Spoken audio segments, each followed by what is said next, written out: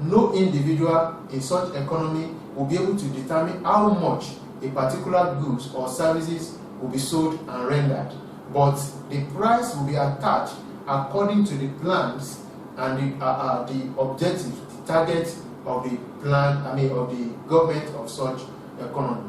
There are administered prices which are fixed by the Central Planning Authority, and the market prices at which consumer goods are sold. Therefore, no individual can dominate the pricing of the goods and services in such economy. Those are the features, the characteristics of planned economy.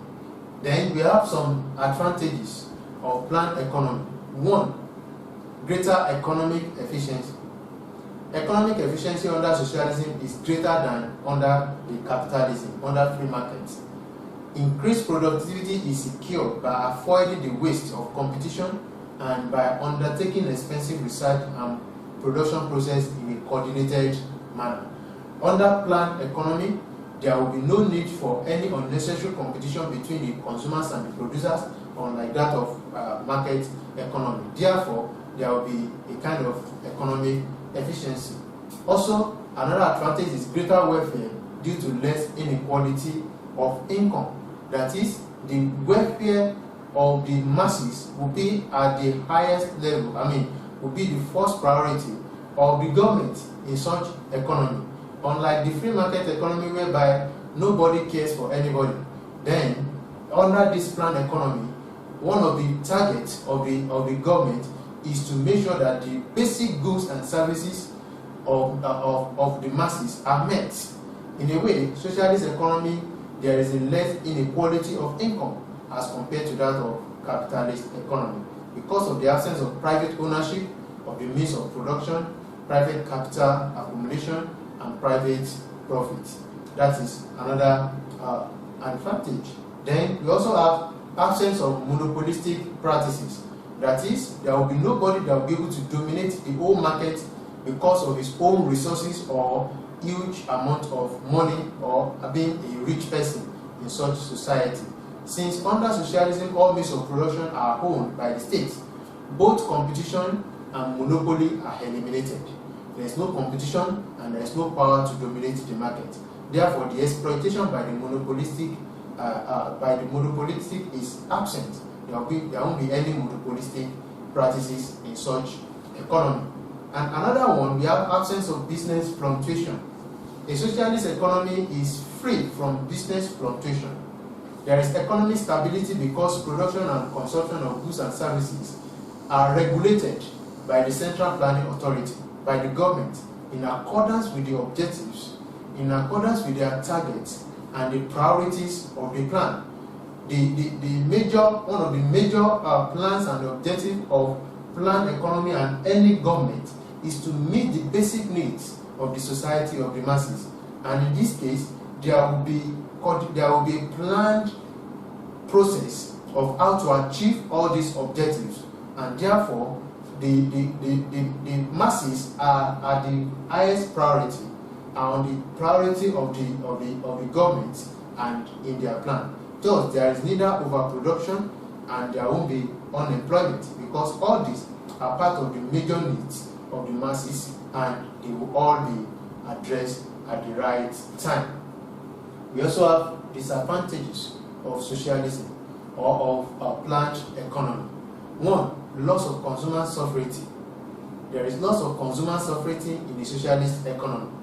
Consumers do not have freedom to buy whatever commodities they want at a particular time. They are only having access. They only have access to whatever being produced by the government. They can consume only those commodities which are available in the department store. They can only consume those commodities produced by the government, that is, those goods that government are deemed fit, that are the basic needs of life.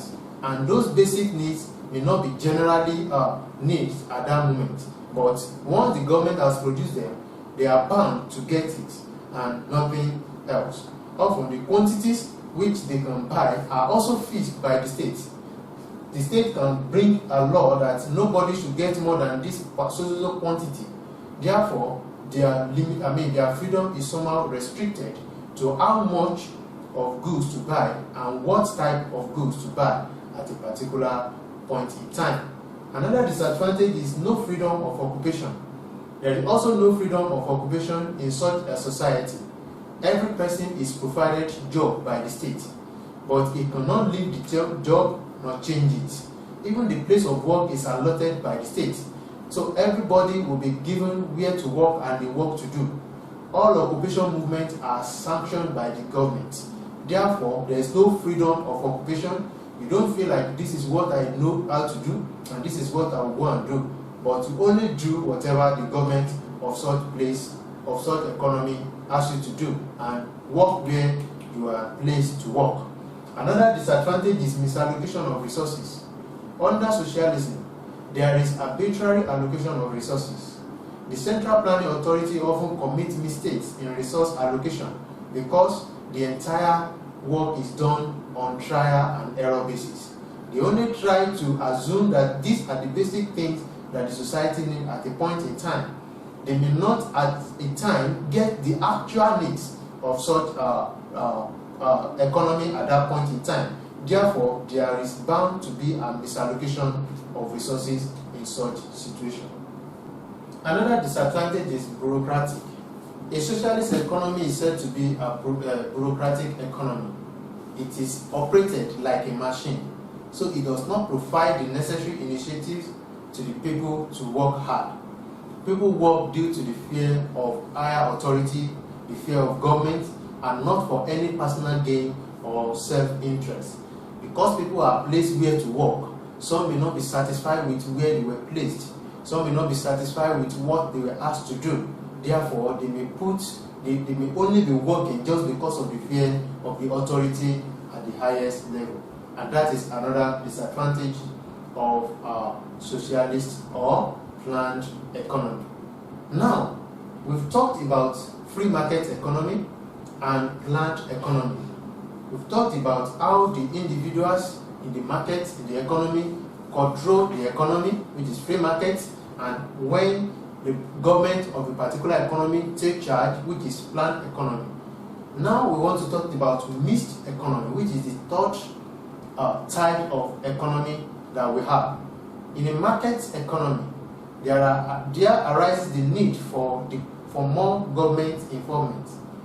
In case where there is a threat of collapse, or when the government feels that some players are being exploited unfairly.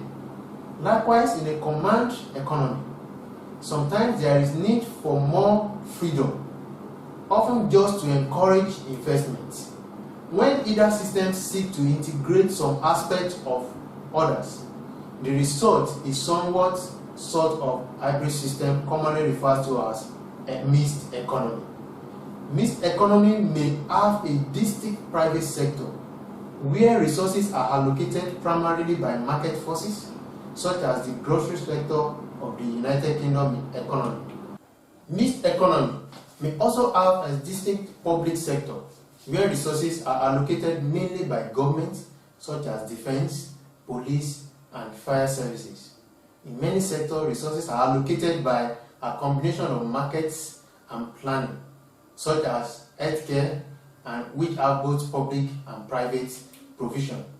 Strictly speaking, many modern economies are actually mixed economies, although often people don't even realize it because they think it is only the one that they were told that is being in charge that is in charge, not knowing or not taking time to look at the operation in the system and see which one they are actually practicing. Therefore, many economies are practicing mixed economy. And these are the way the three major problems and questions in economics are being answered under mixed economy. What to produce are determined partly by the consumer's preference and partly by the government, because it's the interaction of the two that take place. How to produce are determined partly by producers that are seeking profits, that are profit-oriented, and partly by the government.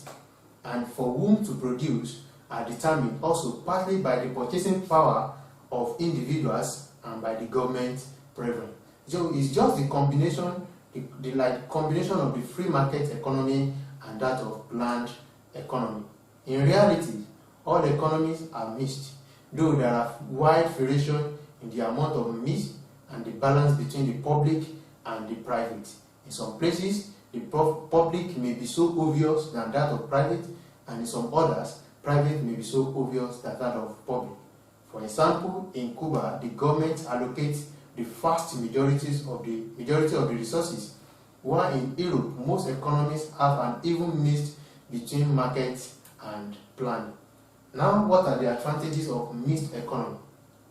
Since mixed economy involves both government and private enterprises, it has the advantage of taking the benefit of capitalist nature of private companies and socialist nature of government. 2. There is less inequality of income because intent of government is to have a balanced economic growth of an economy. Therefore, the level of inequality of income will be somehow low. And 3. Mixed economy allows individuals to run their businesses and make profits, but at the same time, it places some